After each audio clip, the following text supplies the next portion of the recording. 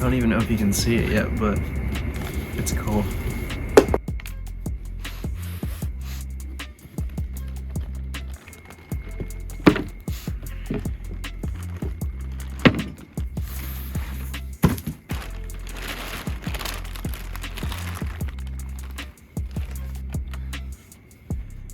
New engine head.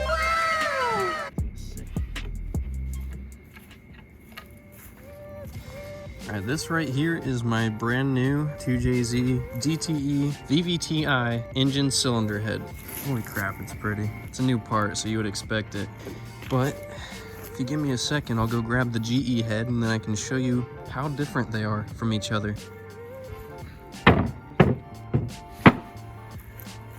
So the first and most obvious difference between the two is that this one doesn't have any caps on it right now. This one has all of them. This one's got the VVTi solenoid for it. So the oil control valve goes in there and then an oil feed line goes to here. The GE never had that. It just had a standard cap that went over right here. The back of these look pretty much identical. You've got a little indentation here on both of them. You've got the big nut there and there. The only difference I see is that this one has 192F stamped into the back, and then this one just says 3.0.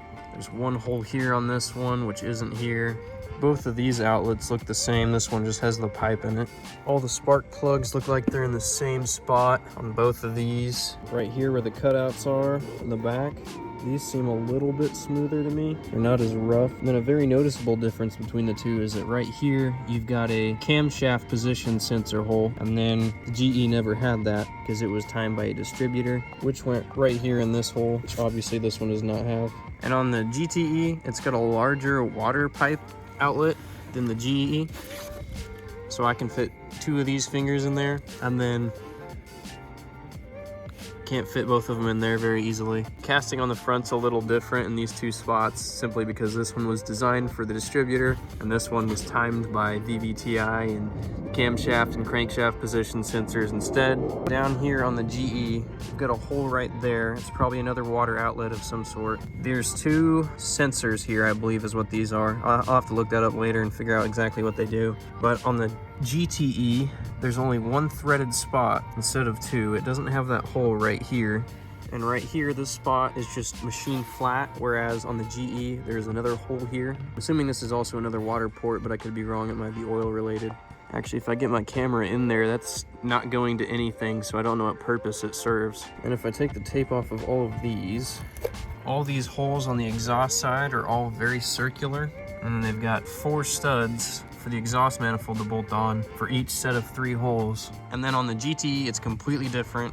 All the exhaust ports are oval shaped. They've got 6 studs for each set of 3 holes. There's also different holes here for, I'm assuming, the coil packs to bolt on, either that or part of the valve covers, which you can see that the GE does not have those in the same spots. So for shits and giggles, I bought another one of these. This would be from the 2JZ GE VVTi. It comes in the IS300. This piece looks identical, so I just wanted to get another one to see if that would fit on there, which it would screw in the same spots, but it doesn't look like it would tighten down very safely. Hypothetically, you could get it to bolt on, but down in there, you can see that, hold on, there's an airplane. Anyways, you can see that about right there, the VVTi cam cap sticks out way past the inside of the head there. And that spot's where the camshaft goes, and then same here, but for the VVTi. Now, I'm gonna take all of these caps off, then I'll show you the differences between the camshafts on both of these engine heads. Okay, now I got all the cam caps off of here.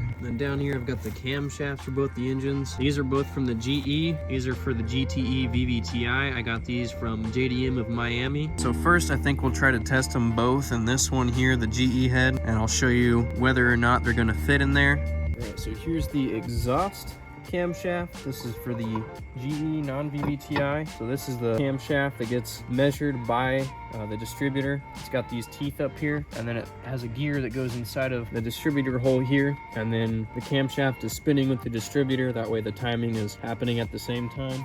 And then we've got the intake camshaft for the GE. That pops right down in there. So intake exhaust. You can see that each little journal here lines up perfectly. Plenty of space back here for the back of the camshaft. This sits right up at the front, even with this one right here. And again, here's these teeth for that distributor distributor to pick up the timing on, and then all the journals line up here as well. All right, take these back out. GTE intake camshaft. See, that actually sits down in there, surprisingly. And then the exhaust camshaft, which also sits in there, but it looks like the lobes are larger on this one, and they are currently interfering with the valves. Either that or it's just because the shims aren't in there right now. So I put the cam cap on up here, and surprisingly, I mean, it's not on very tight, but it's still rotating. So theoretically, if there wasn't a cam seal up here in the front that could get messed up by having the VVTi right here, you could probably run VVTi on a non-VVTi GE head with the camshafts, but I wouldn't recommend it. Probably not very doable realistically. Now we're gonna try the GE exhaust and intake camshaft on here, which that goes in without a problem. That would mean that this is probably identical here and here on both of these. Got the same lobe there. If I spin it around, they both say number 2 on them. Have pretty much all the same markings, so I think these camshafts are almost 100% identical. So you could probably swap these two over between any of the engines. Let's do the intake.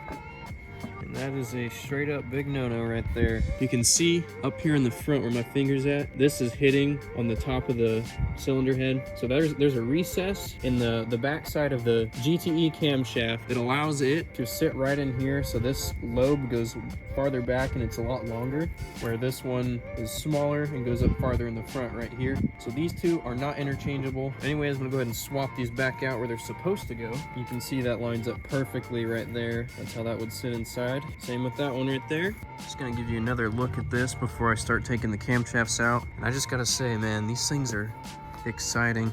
Like, just looking at them, even in an unfinished state, just brings me joy. Engines are so cool, dude. Before I run out of sunlight, I just wanted to go over the bottom of the engine head here.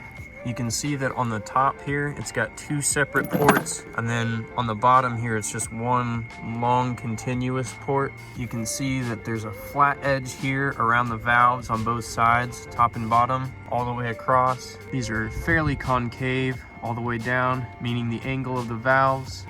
And then over here on the GE, it's got 2 holes here versus the one long one that the GTE had. All the rest, the exception of that one there and that one there, are long. So these 2 are shorter. And all across the top, this side of the 2 holes is different. It stretches down to here on all of those, whereas these 2 are separate from each other.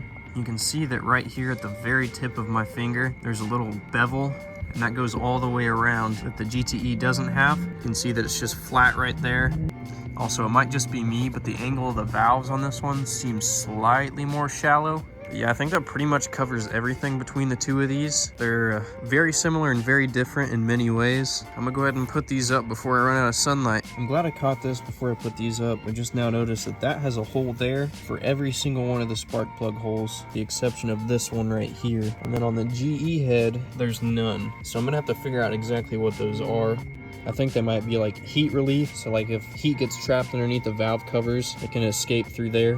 Now I'm gonna actually put both of these up. All right, I'm gonna do a quick intermission here just to say that I've got more planned for this video, so stay tuned. But while I'm here, I just want you guys to know that over 3,000 people watched my first video, which was crazy. Actually, I just checked the YouTube Creator app and it's almost at 3.9 thousand. So thank you guys a lot for that, first of all.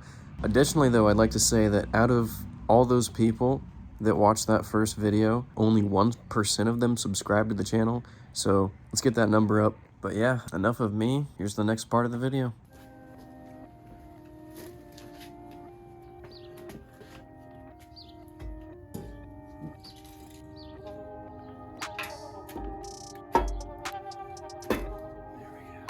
So right here, I've got my cylinder head from the GTE sitting on top of the block. My goal today is to take all the main caps off right here. So the VVTi cap and all the standard caps. And then I want to test fit the camshafts, bolt them down with all the caps again, and then check the tolerances of them. Because if the tolerances are good on it, then there's nothing to be done. I can just assemble this head and then put it on. But if the tolerances are too small or too big, then I might have to take this thing to the machine shop along with the camshafts, have them sort out all the tolerances for me. But yeah, this thing looks sick on here. So Toyota is a genius, and they're awesome in this way that the tops of all of these are always labeled on their caps, so it's going to tell me the direction it points and then the position that these go in on both the exhaust and intake side. So this one says I7, this one says E7, all the way up to 1 and 2 here, which is freaking sick. Thank you, Toyota. After I get the camshafts in here, I'm gonna need to torque all these down in order to get the correct like crush height for all the tolerances in between the camshaft and the caps themselves. So I'm gonna take the head bolts and basically just tighten this thing down a little bit. I'm not going to torque the head to the block, but I'm just going to tighten it down so that it doesn't move while I'm trying to torque all these bolts on top. I'd like the head to stay in place because the last thing I want to do is try and, you know, torque down one of these bolts and the whole thing slips off. I would kill myself. I would. I'm gonna go ahead and thread in the head bolts. You can see that all of these are really freaking dirty though, so they're covered in old oil. I don't even know if I'm gonna reuse these. I think I might be swapping out for some ARP head studs when I bolt that thing on. That way I can bolt the head down tighter, add an extra like 20 foot-pounds to the torque. It'll give me more clamp from the head to the block, and therefore I can run more boost through this without having to worry about the head gasket failing on me. So I'm gonna clean these off. I'm not too worried about, you know, removing any of the good oils on them. If I did reuse them, I just lubricate them again anyways. But yeah, I'm gonna take these out, clean them, and then I will get on.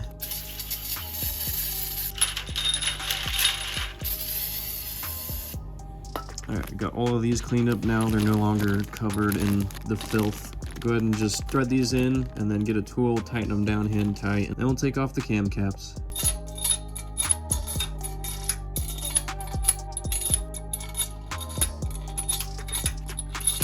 The OEM head bolts are a M12 12 point. I don't even know what you would call this, but this goes inside of the bolt versus the socket going over the bolt. But I'm just going to tighten it down with this. I'm using a 1/2 inch socket on the tool itself to tighten it down. I'm just going to spin them down hand tight.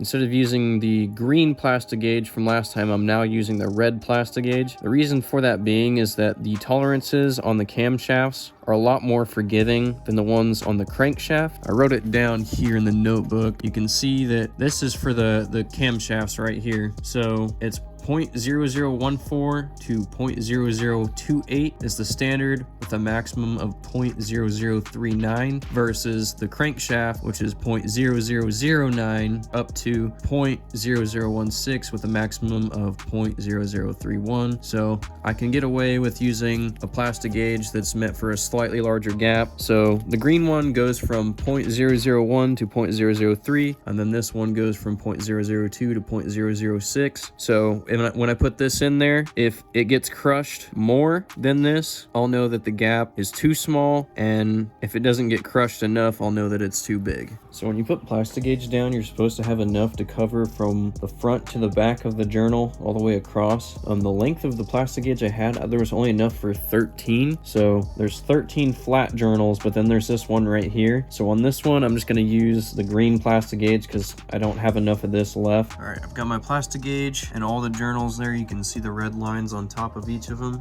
and then one piece of green because I ran out of the red stuff, but should be good. We'll go ahead and put the caps on there and we'll see how tight or how loose these are.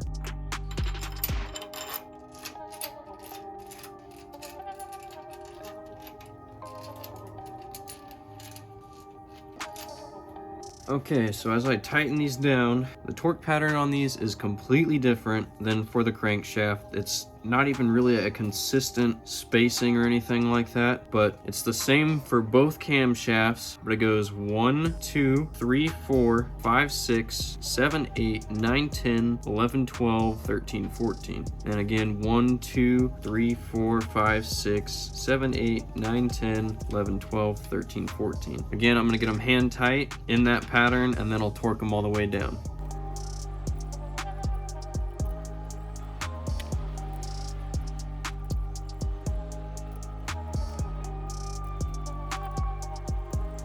All right, now that all of these are tightened down, I'm ready to torque them. The torque spec on these are 14 foot-pounds for each bolt. So I've got my wrench set to 14 foot-pounds and my adapter down to the 10 mil socket. So I'm gonna go ahead and torque them in the same pattern and then take them off afterward.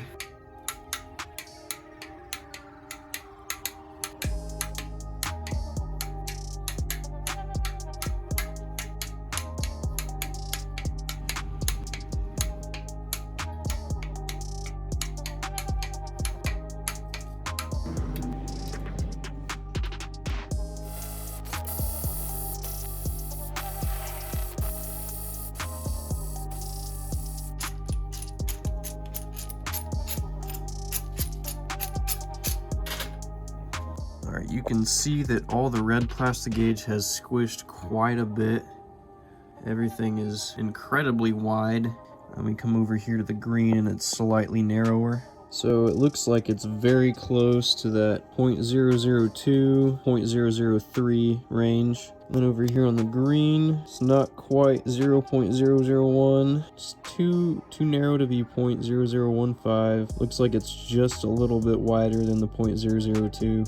I'm going to make an assumption that we are right between the 0.002 and 0.003 range on all of these, with the majority of these being closer to the 0.002, with our tolerance range being 0.0014 to 0.0028. At 0.002, that means they're perfectly within the tolerance range. There's no need to take this to the machine shop, which I'm stoked about because I'm saving more time and more money. I don't have to take it to the machine shop. I can spend more time assembling this instead of, waiting and preparing to assemble it, which is awesome. I'm only really gonna have to focus on things like the valves at this point for the engine head, everything pertaining to those, and then getting those assembled and put in. But yeah, I mean, it's well on its way. I mean, that's a huge step that I don't have to worry about, so good to move on.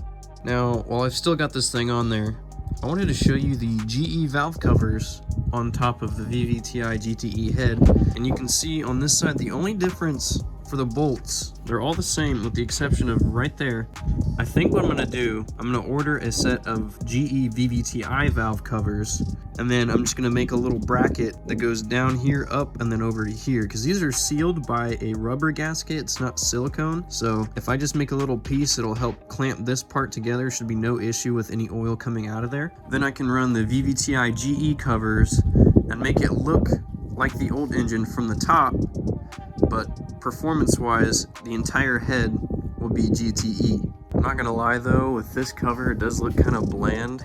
I might make something that covers all of this, using this piece or just ordering a new one. Personally, I'm thinking I might want to add some vents down the center. I mean, it would look a little cooler, kind of like the normal 2JZ GTE that has little vents on the side, so that the heat can escape through here. It would add some function to it and also make it look kind of nice. I don't know if I really want the dip from the GE there. Kind of want the entire engine to be uniform all the way across. So I might make a plastic cover or order something I can modify. I do want to reuse this sticker though, or get something that's similar to it, because I want the new engine to pay a tribute to the old one, because I think this is cool. It's from Japan. The engine itself is from Japan. It came from a right-hand drive Supra. I want to keep some of the originality there by just putting this label back on the front saying, hey, this is a Japanese motor. But yeah, we'll have to see what kind of plan I'm thinking a little later. I mean, right now I've got to focus on building the head, getting that bolted down to the engine,